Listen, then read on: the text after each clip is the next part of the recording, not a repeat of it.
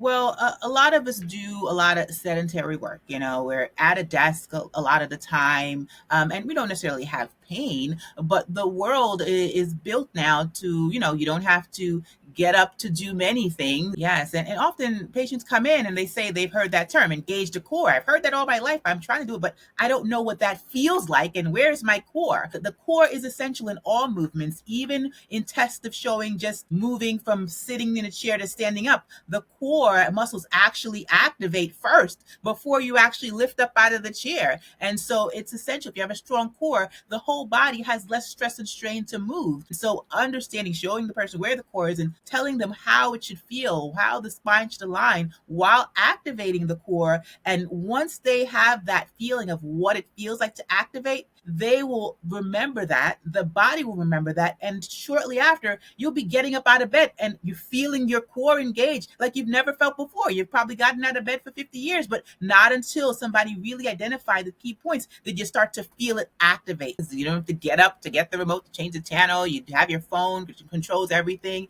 You don't get up for lunch or lunch is delivered. You're not walking to lunch. You got somebody right at your door to give order if you're ordering lunch. And, meetings, you're not going to a meeting. Your meeting is right there. So by nature, over time, that sedentary activity can cause you to have poor health, poor posture. Poor posture can lead to increased risk of falls, poor muscle strength, weakness, loss of muscle mass. And a healthy person who was active, just sitting on the couch watching a few more movies, can, after 3 months, start to show on examination a little bit of muscle loss. And so you want to think about, if you're just not moving enough, and sometimes it's not just the walking, it's the actual strengthening exercise that you do, you're putting yourself at a loss. You're going to be bankrupt by the time you're done.